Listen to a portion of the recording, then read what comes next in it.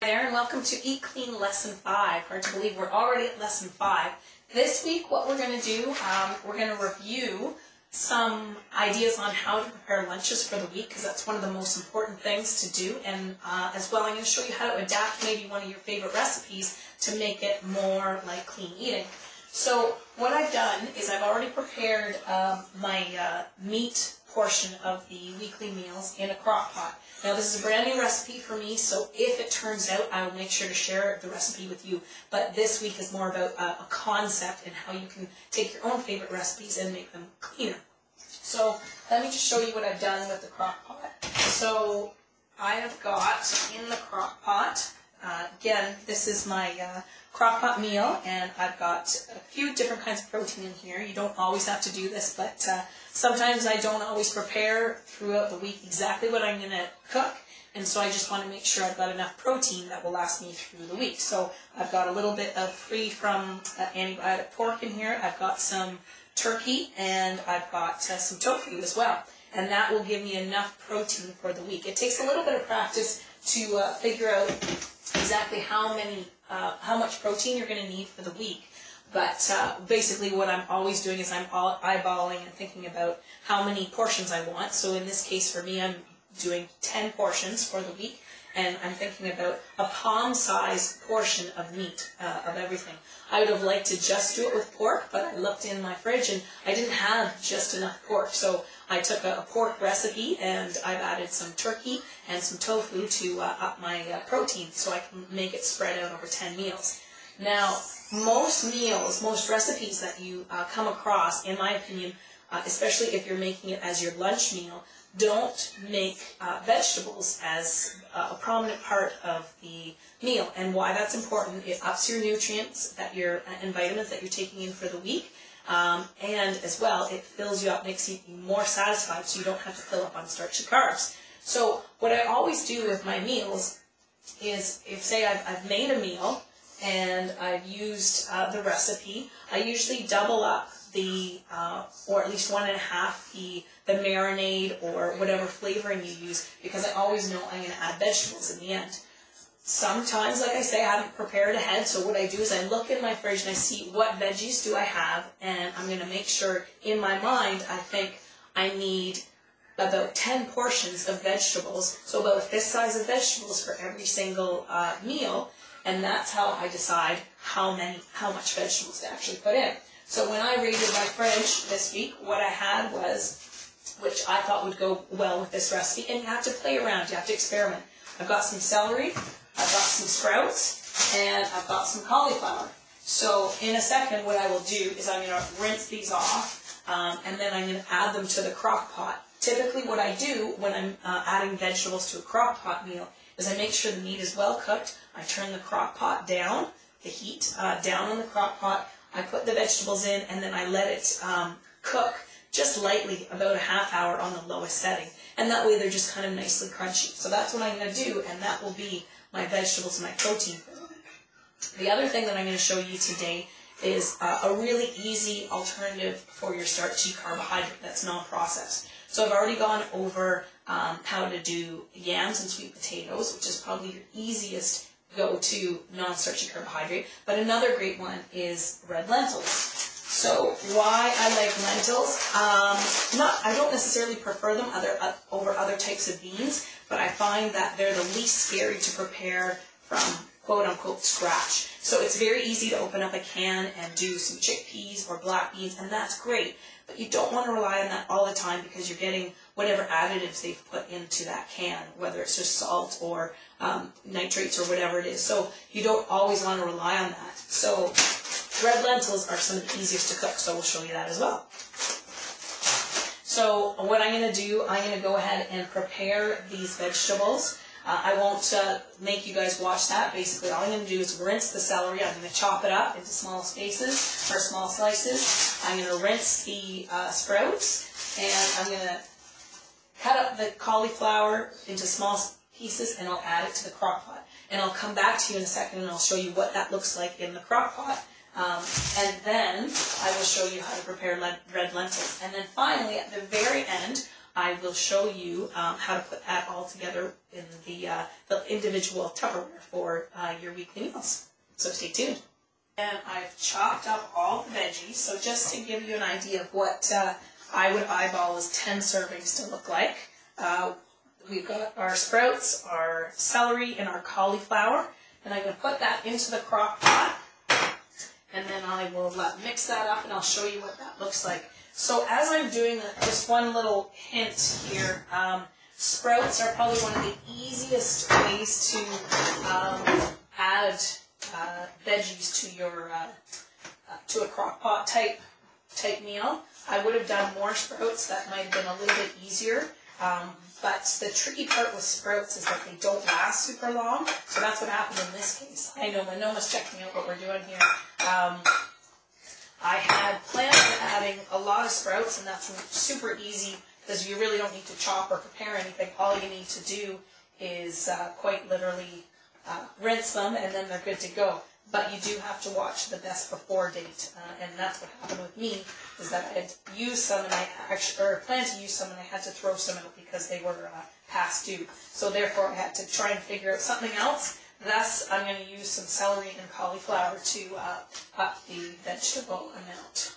So again, it takes a little bit of stirring and effort here to rinse, or to mix up the pot and make sure that everything gets nice and liquefied with all the tasty juices. But that's what I'm here, that I might not quite be able to fit all the cauliflower in, or I might have to let it cook just a little bit, and then I will add in more cauliflower once the vegetables cook down quite a bit, quite quickly, once you get them in that crock pot.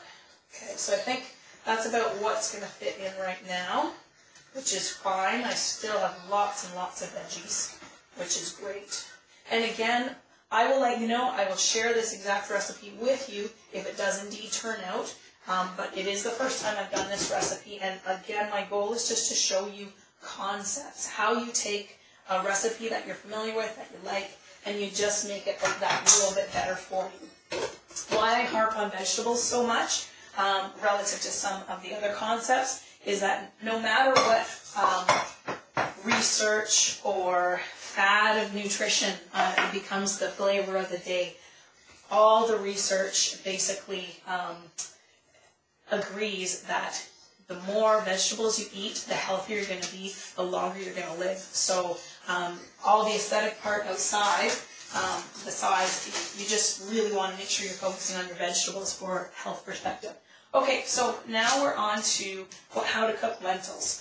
So basically, half a cup of dry lentils is going to be equivalent to 2 servings. So because I want 10 servings, I'm going to do 2.5 cups of dry lentils. So the first thing you need to do with lentils is to rinse them. So I've got a little colander here, so I'm just going to do about half my lentils at a time. So again, I said I'm going to want about 2.5 cups dry total. So maybe I'll do my 2 first. I know I've got 2 cups here. That's it. I'll put them in my colander. And I'm just going to rinse them under cold water. Sometimes I'll use a fork to stir them up a little bit just to make sure that the liquid, the water hits all the different lentils. Most of the time I don't see any sticks or anything like that, but the odd time you will from the manner in which these are cultivated. So if you see any sticks or little rocks or whatnot, obviously take those out. But this looks pretty good here. So I'm rinsing them. So this is my 2 cups here. And then I'm just going to shake off the water. I'm going to put them into my pot. And then I'm going to finish off with my half. I may do a little extra because Jake likes lentils.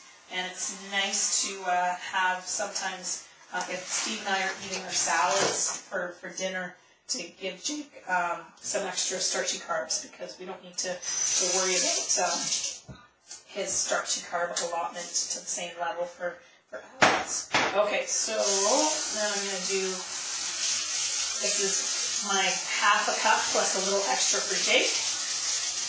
And you saw me pick it up. I saw a little stick there, so I picked that out. I'm just rinsing that.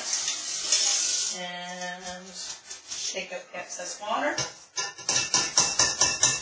Okay, so the rinsing gets rid of any sort of bad stuff that would be on there from the cultivation part. And then what you want to do is add water, cold water.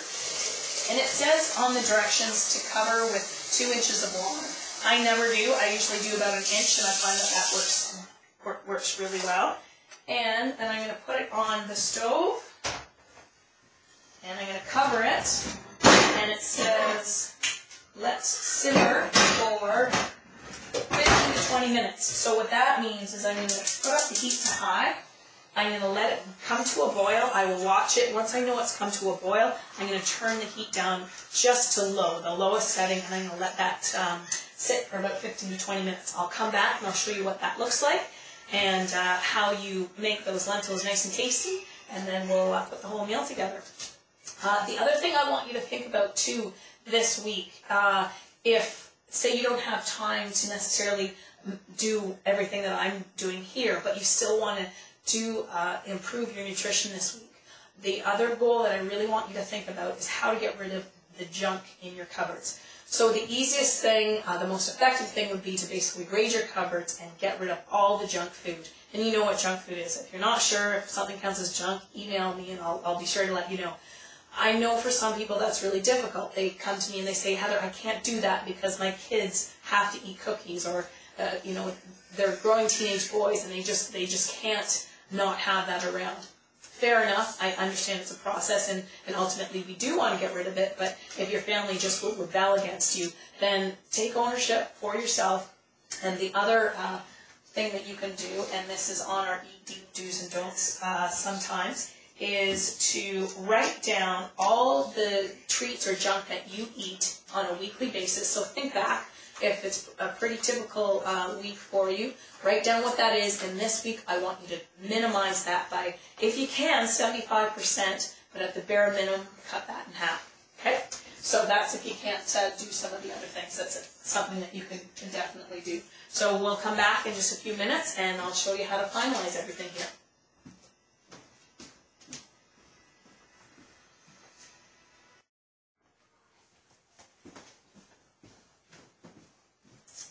Okay, so here we are for the final steps of this week's lunch prep.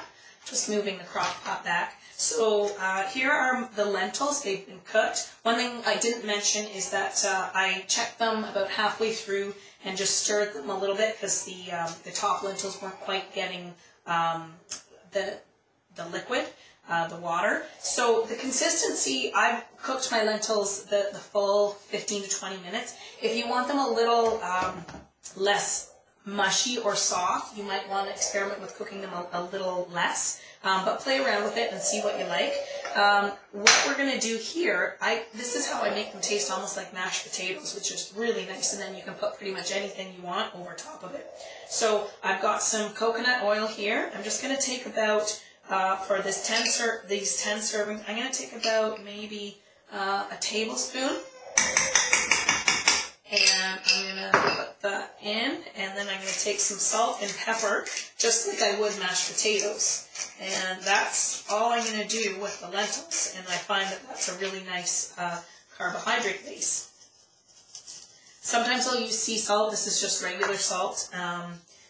As long as I'm not using too much, I don't worry too much about it. So then I'm just going to mix this up. So again, the consistency, because I did cook it the full length of time, this is going to be kind of like mashed potatoes. But it's got way more fiber than mashed potatoes, so the glycemic index is quite a bit lower, so it'll stay with you quite a bit longer. So I'm going to mix those up.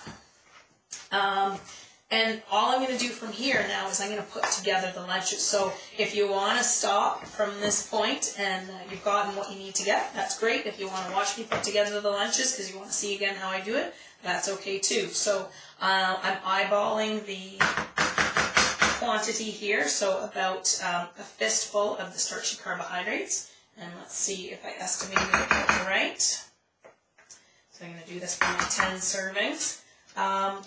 Just a reminder, if you are about to leave and you're not going to watch this, if you are looking for one of the things to achieve for this week, one of the strategies, get rid of the junk. So decide whether or not you're going to do it as a percentage basis of what your current junk intake is, or whether or not you are going to eliminate or empty all your cupboards of your junk. So there we go. We've got our 10 servings. I've got a little bit extra, which I'm going to keep aside for Jake for one of his lunch meals, and I'm just eyeballing to make sure they're all about even. There we go. And then I'm going to take the meat part, or the protein and veggie part, and I'm going to add that on top. So again, it's a bit eyeballing. I'm trying to make sure that each portion gets the appropriate amount of veggies and protein. It's not always exact. Some get a little bit more, some get a little bit less, but it kind of works out in the week. Now, the other thing to keep in mind, this is what I would call a more advanced strategy, the way I'm prepping my lunches this week in how to get the veggies in. Don't forget, if this is overwhelming, you're not quite ready for this yet, don't be afraid to make your whatever lean protein you're going to have in the week and your non-processed starchy carbohydrate, and then place it on a bed of pre-washed greens. That's a great way, or say broccoli, whatever it is. It doesn't have to be cooked veggies. This is just another option to do it. You can do it however you want. I'm trying to provide you with all sorts of different strategies. You pick the strategy that you're ready for, and you start applying it. And then as you feel more and more comfortable, you can move towards using all the strategies and varying it up and experimenting with different recipes to see if you like it. So like I said, I will share this recipe with you if I decide that it is taste-worthy for the week. Sometimes how I determine whether or not a recipe is good enough for something like this is whether it's good for the first meal, but as well if it tastes decent throughout the week. And I also have to make sure my other taste testers approve as well. So hopefully you learned a little bit this week. Good luck with increasing your vegetable intake this week, and as well eliminating that junk. So there we go. I'll just finish portioning this up, and I look forward to seeing you for your next week. Thanks so much. Take care.